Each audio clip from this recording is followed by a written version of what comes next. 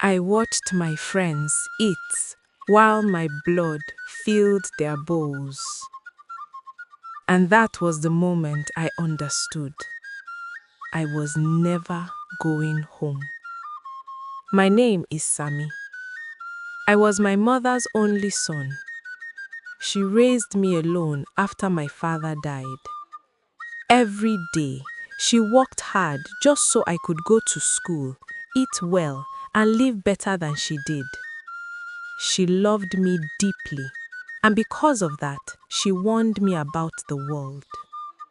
Every morning before I left for school, she would hold my face and look straight into my eyes. Sammy, she would say, friends are not always friends. Some people smile while hiding evil inside. Be careful who you trust. I always smiled back. Mom, you worry too much.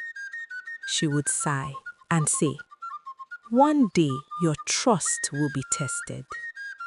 Then she would repeat the rule she never changed. Never walk in a group of 3. It must be 2 or 4. Never 3. I never understood why that rule mattered until the night I died. That day, my mother traveled to another village for the market. I came home from school tired, still wearing my uniform. My body was heavy, my head hot, and all I wanted was to sleep. I dropped my bag, locked the door behind me, and lay on my bed. That was when I heard my name. Sammy. I opened the door. It was Tunde and Bala, 2 boys I trusted, boys who ate in my house, boys my mother fed, boys she treated like sons. Come with us, Tunde said. We need to go somewhere important.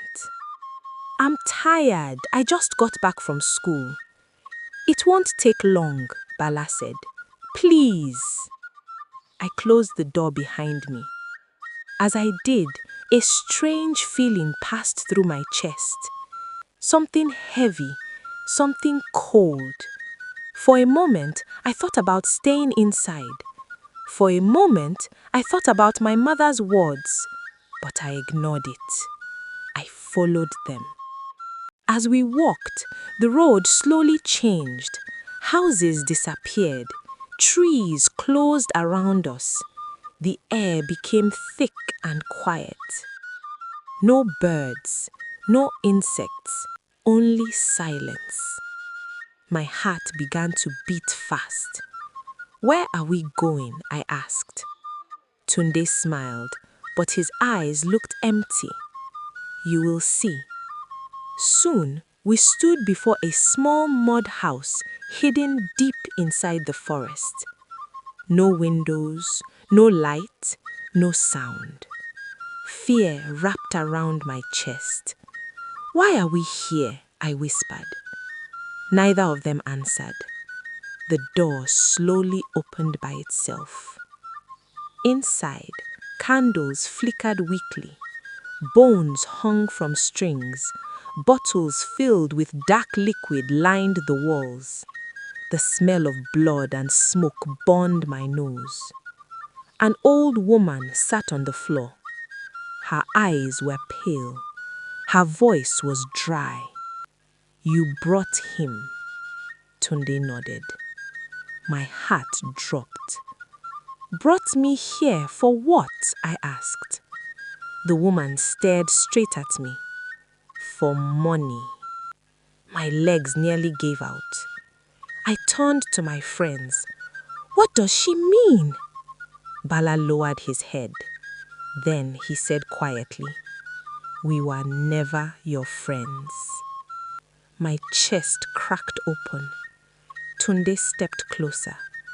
We stayed close to you because the Juju woman said the sacrifice must be someone trusted, someone innocent. Tears rushed into my eyes. You planned this? He nodded. We need wealth. You ate in my house, I cried. My mother fed you. She treated you like her own sons. Bala's voice went cold. That no longer matters. The woman clapped her hands. 3 bowls of food appeared on the floor. The smell was sweet, but blood dripped from the sides. Eat, she commanded. Tunde and Bala dropped down and began eating quickly. My stomach twisted. I can't, I whispered. There is blood in it. If you do not eat, she said, you will remain behind. I want to go home, I cried. They finished eating. They stood up. I realized the truth. They were free, and I was not. They started walking towards the door. Wait, I screamed. You can't leave me here. Tunde paused. This is where your journey ends. Please, I begged. Tell my mother I love her. Tell her I tried to come back. Bala turned away. You should have listened to her. Then they walked out. The door slammed shut. I collapsed to the ground, crying. That was when I remembered my mother's words. Never walk in a group of 3. Never trust too easily. My body started burning. The candles blew out. The walls shook. Invisible hands grabbed me. My bones twisted. My skin tore.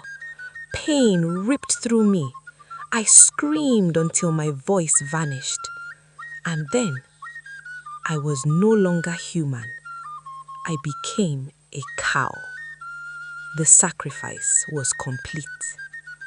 The woman tied a rope around my neck and dragged me forward.